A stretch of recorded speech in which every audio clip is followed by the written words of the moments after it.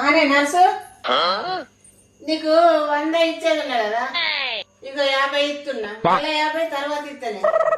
రాజు నీకు 100 ఇచ్చేది ఉన్నాయి కదా, ఇగో 50 ఇస్తున్నా, 50 తర్వాత ఇస్తా. అయ్యో అవునా రాజు, నాకు కూడా 100 బాకీ ఉన్నావు నువ్వు. ఇగో 50 ఇస్తా, 50 తర్వాత ఇస్తా. అట్లయితే నర్సు ఇగో 50 ఇస్తే 100 ముట్టినాయి. ఎట్లయితే రాజు ఇగో అవి 50 ఇవి 50 ఇక 100 ముట్టినాయి. నా వయసులో 100 ముట్టిపోయినాయి. ముట్టిపోయినాయి. ఓకే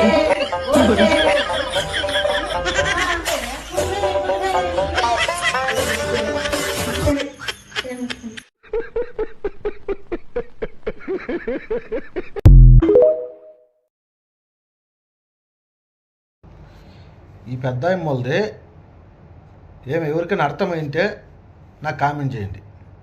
నవ్వి చచ్చిపోవాల. 50 రూపాయలతో ముగ్గురు ఆన్నే కూర్చొని అప్పు తీర్చేసుకున్నారంటే అబ్బా ఏమి తెలివిన చూడు. ఒక 50తో ముగ్గురు అప్పు తీరింది. అబ్బా నచ్చితే కామెంట్ చేయండి, షేర్ చేయండి, లైక్ చేయండి బ్రదర్. వీళ్ళల్లో ఎవరు తెలివైన వాళ్ళు నాకు ఇంతవరకు అర్థం కాల. 4 సార్లు చూసినా నాకు ఇంతవరకు అర్థం కాలేదు. ఎవరు తెలివైన వాళ్ళు మీరే చెప్పండి ఫ్రెండ్స్. ఓకేనా? Bye friends.